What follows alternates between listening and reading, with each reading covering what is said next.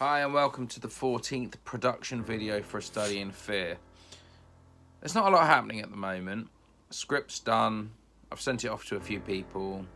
I'm just awaiting a few responses. In the meantime, here's one of my favourite stories. The Little Girl of the Farm. Enjoy. So for those of you that don't know Manor Farm, it's based in Southampton and it's supposedly haunted by many different spirits. It's still a working museum. You can pay and go there and spend the day and stroke the cows. But at night it changes. So we arrived at Manor Farm. It was a cold winter's evening. I mean, when I say it was cold, I mean it was bitterly cold. We were prepared. We had a flask, scarves, hat, that sort of thing. I went with my mum and it was the first ghost hunt that we'd been on. But we'd never done this before, so we weren't overly sure what to expect. There was no way we could have prepared ourselves for what did happen.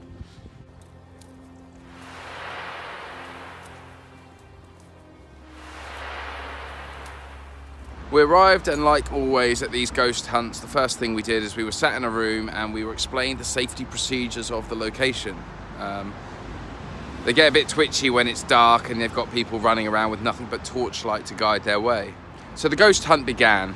A great night to be outside in a farm, sat in rickety old sheds, looking for ghosts.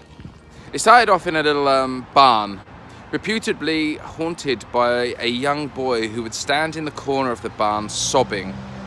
We spent about an hour in there. We used all the little bits of equipment that they offered us, but nothing was found. There wasn't an atmosphere in there. It'd be quite comfortable, in fact, to stay there all by myself. In fact, I'd go as far as to say there was nothing creepy about that barn whatsoever.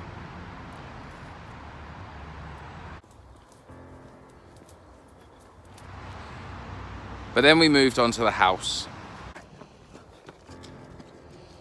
By this point, it was about 12 o'clock at night. We went in and straight away the atmosphere changed. People weren't comfortable anymore. You could tell there was a slight unease to people. We entered the kitchen and I sat down in an armchair that was next to the fireplace. Now, the first thing I noticed about this, in the fact that it was weird, was the fact that one of my arms began to go numb. Now, the thought process is that when ghosts manifest themselves, they suck the energy out of the air and everything around them, and as heat is energy, they use that energy to manifest. The second I got out of that chair, I noticed that the heat came back to it. I'm not going to say it was paranormal, but certainly odd.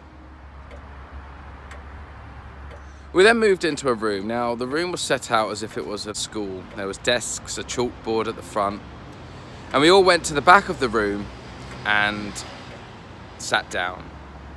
We sat and listened for what seemed like ages, with nothing happening. It was then that we heard the footsteps.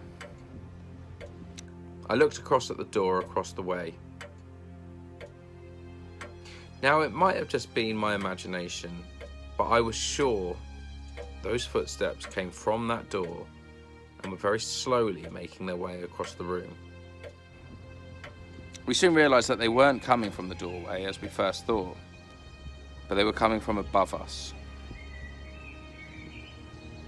We knew this because at the same time that we all heard those footsteps, we all looked up.